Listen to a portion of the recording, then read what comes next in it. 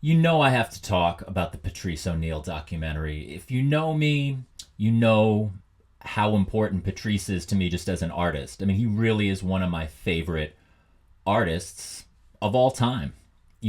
As far as comedy goes, I was gonna say he's like John Coltrane. I probably Pryor is more like John Coltrane. In any case, he has been deeply inspirational to me just as far as being an authentic, brilliant, uncompromising colossus in his field. Now, I have to say there was some serious problems with this film. While I was watching it, I loved it because I loved spending time with Patrice O'Neal like that.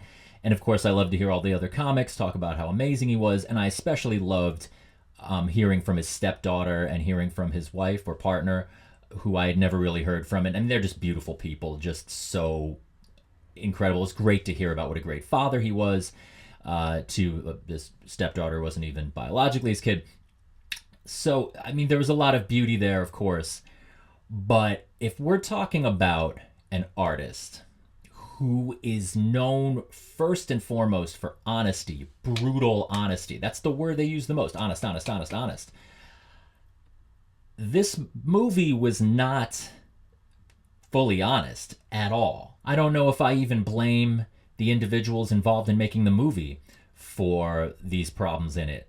I don't know if I blame Comedy Central. Maybe I'm not even really going to be criticizing individuals. It's just there's a cultural situation which has led to the fact that they couldn't be completely honest, or they felt that they couldn't.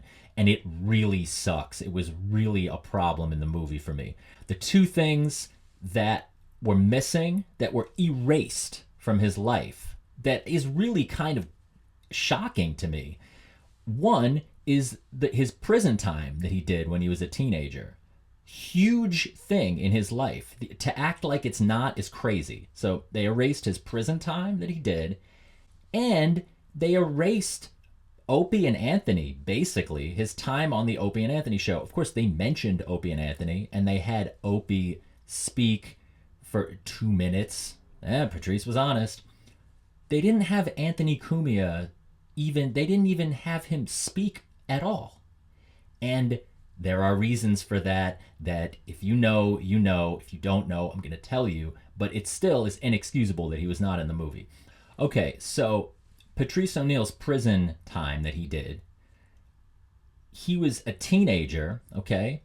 He's 16. He gets charged with statutory rape for his sex with a 15-year-old girl, okay? He ends up doing 2 months in prison on his summer break instead of summer vacation in 10th or 11th grade, whatever. He goes to prison, okay? General population prison, as I understand it, right? Not even like juvenile hall. I mean, they actually sent him to prison with like murderers at age 16 for statutory rape, okay? No, I'm not defending statutory rape. You know what? Actually, I am defending a 16-year-old fucking a 15-year-old. Yeah, I'm defending that. And it's nuts to me that they didn't mention that. Now, of course, they don't want to mention that because then he's stigmatized by the word rape, even though it's after statutory and it was when he was a child. But they can't even do that, or else it's ruining him. They can't do that on Comedy Central. And, the thing that's so intense about this, and how it's so deeply relevant for just him and his life and social issues and what his work has represented, this girl was also a white girl. Okay, so he did prison time for having consensual teenage sex with a white girl. All right, and are you seriously going to tell me, like, you really don't think that that's relevant to his worldview and influenced him? I mean, he talks about how he went to prison, and his friend that he went in there, his co-defendant, lost his mind in prison because he was just so scared. His friend literally lost his mind from the prison sentence. All right, so it didn't ruin Patrice's life. Maybe he's just constituted more tough or whatever. But that's tragic. I mean, that is absolutely horrific that he would get locked up for that. I can't help but think that this was a big thing on his work. When you look at just what so much of his stuff was about, There's just tons of stuff about race, about racism, about what it means to be black in America, and he's got a lot of issues with women. Some might say misogyny. Well, I mean, any reasonable person would say that his stand up is somewhat misogynistic, right? At least in large parts of it, okay? So, can you maybe think about why somebody might come up with some pretty harsh attitudes towards women, but then also have some, quote unquote woke attitudes about race when you get sent to prison for 2 months as a teenager for having sex with a white girl? There's a little history there. I mean, you don't have to be a scholar of history to know that. It's almost like, if the two big social movements now are Me Too. Well, I know that hashtag is trended, obviously it's crested, but I mean, in general, that sort of Me Too type initiative on the one hand, and then Black Lives Matter on the other. If these are the two things that are on fire, social justice wise, what he went through is one of those really interesting cases, because it's like, on the one hand, it's an abuse assault type issue. Now, on the other hand, it's a incarceration of black people issue. Apparently, the Me Too side beat out the Black Lives Matter side in this particular case, because they could have told the story another way. Well, they didn't tell the story at all of his incarceration, but they could have told that. They could have mentioned his incarceration and told it from a point of view of, this is an example of a black person being incarcerated for something that a white person probably would not have, in any case. Now, that story of what he went through is documented publicly, and the first time that he spoke about that publicly ever was on the Opie and Anthony show, okay? I mean, if you know who Patrice O'Neal is, you know what Opie and Anthony is. But, this is immensely popular shock jock type radio show from the 2000s and from the 10s. Okay? Now, they mentioned it. They mentioned O&A kind of, but not much. And they mention it in passing as though it was just one of the gigs he did. O&A was like his biggest thing, I think. I mean, as far as I understand, I think that was one of his biggest breaks, possibly his biggest break. I mean, there's hours and hours, days worth of archival footage of him just talking for hours and hours on end on Opie and Anthony, getting into all this stuff about, they go deep on these conversations about race and gender and politics and all this stuff. And if you want to check out Patrice O'Neal, that's how you can just spend hours with him. And they just barely even mentioned this. Now, why did they? If you know the story, then you can guess why. It's because of Anthony Cumia of Opie and Anthony. The Opie and Anthony show fell apart because Anthony got fired because he said a bunch of really racist stuff on Twitter. Okay? Now, I'm not here to debate whether Anthony Cumia, quote unquote, is or quote unquote isn't, quote unquote, racist. He's racist. Okay? Let's just leave it at that. Or no, we're not going to leave it at that. But let's say that we can agree that word properly refers to Anthony Cumia. Okay? Let's just say that. And so, okay, fine. They don't want to support his racism. Comedy Central doesn't, okay? They're squeamish. They don't want to platform him or whatever, okay?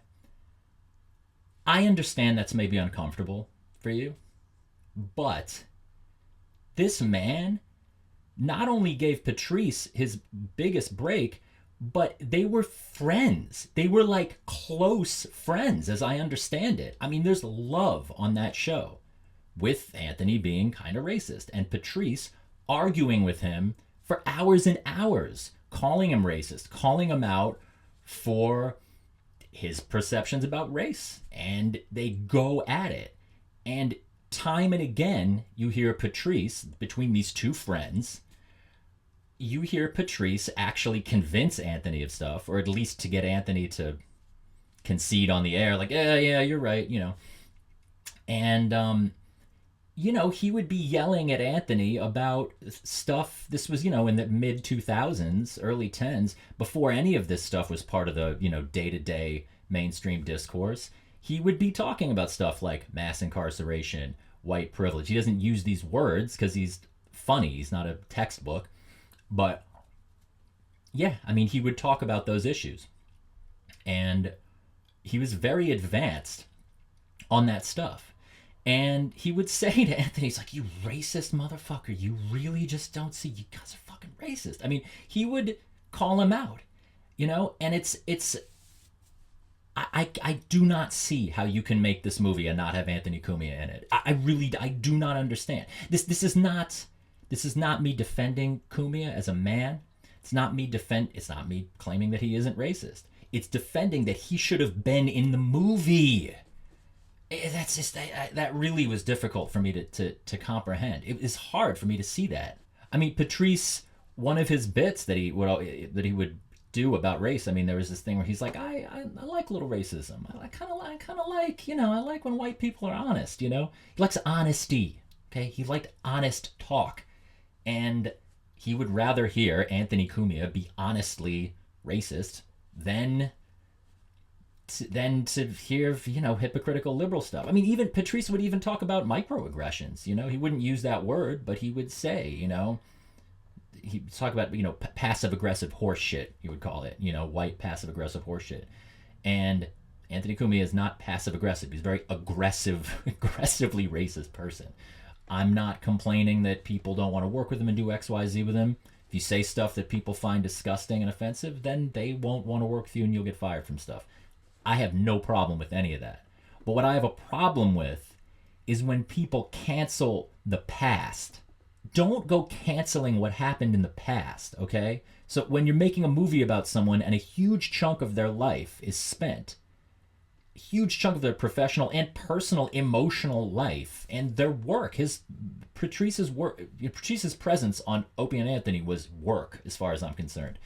And to make a movie about someone's work and then to erase all of the stuff because it was done with a person that you're trying to cancel, Anthony Cumia, you're erasing Patrice's life. I mean, in a sense, you're canceling time and material of his existence, okay? And that I have a problem with, okay?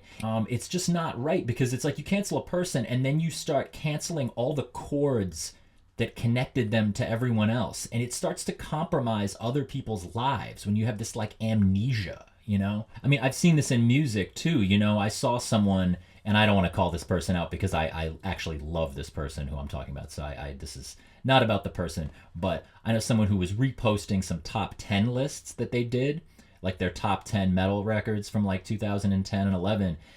And I saw they reposted, they were like, look at this top 10 list I made for best metal records in 2010. And they had edited out some artists who had been accused of abuse and stuff. And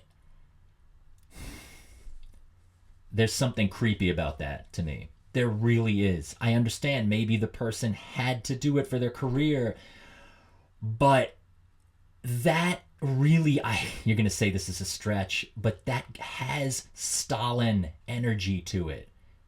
Stalin, when he would erase people, that's like famous stuff. That was like famous totalitarian stuff. The photograph, that famous photograph of Stalin and then his friend or someone who needed to be disappeared or whatever. And then they see the photo later and he's been like photoshopped out with like 1930s Photoshop or whatever. That's creepy. Everyone knows that's a creepy photograph. And that's kind of what this is like. You're not just disappearing people, canceling them from the present and the future. You're erasing that they were ever around. That's creepy to me. Okay, so just to end on a more forgiving note, just to kind of even this out a little bit, my sort of bitching about this, is, my friend Jeremiah brought up a point that I bet that Bill Burr had quite a bit to do with producing this, probably as a consultant. I don't know. I didn't read all the credits, but I think he's closest to Patrice of all of those seller comics of that generation. Burr, he raises money for Patrice's family every year. He puts on that Patrice O'Neal benefit show and raises tons of money to take care of Patrice's family, which is just, what a mensch, right? Bill Burr is just, he's such a prince. I love him so much. But so, I could see maybe Burr being like, look, for the sake of his family, we can't be damaging Patrice. We have to minimize anything that could damage Patrice's legacy for the purpose of just whipping up awareness of the man and just trying to just make sure he doesn't get buried in history. and to keep the annual fundraising coming in for his family. That's one possibility where I'm like, all right, I could maybe understand why you might want to Stalin the guy out of the picture. But man, what a gaping hole in this portrait of a man's life. I don't know. I can't love that movie. I can't love it, especially when the whole rest of it is just talking about how brutally honest Patrice was. I can't imagine Patrice would have wanted the Stalin picture, you know? I can't. And you know what? I mean, I think I'm such a nerd about this. I honestly think on a regular basis, man, what if Patrice were alive? You know, what would he have to say about now everything that's happened over the past 10, 11 years? I mean, I believe in that man's greatness enough that I wonder if maybe Anthony wouldn't have even said that racist outburst on Twitter if Patrice had been around there to kind of guide him and they would collaborate and work on stuff. I mean, I literally have such I actually wonder if maybe Patrice being alive would have rippled out his energy and sort of complex wisdom, would have rippled out into the social field and actually prevented some of the bad things that happened over the past 9 years socially, worldwide, globally. It's a little ridiculous. But I do think about, I did that video on Mark Fisher a few videos ago, and I keep thinking those are the two guys I wish were alive still to weigh in on a regular basis, Mark Fisher and Patrice O'Neal. Princes. Absolute princes. Anyway, should still go watch the movie, obviously. It's worth, despite these problems with it, it's worth it to see his wife or his partner and his daughter speak. It's really touching. The kid is so sweet, like just such a wholesome kid, with just such a wholesome account of Patrice as a father, and touching accounts of him as a husband. So that's not fake, and that's them being honest. So it's good. The movie is dishonest by omission.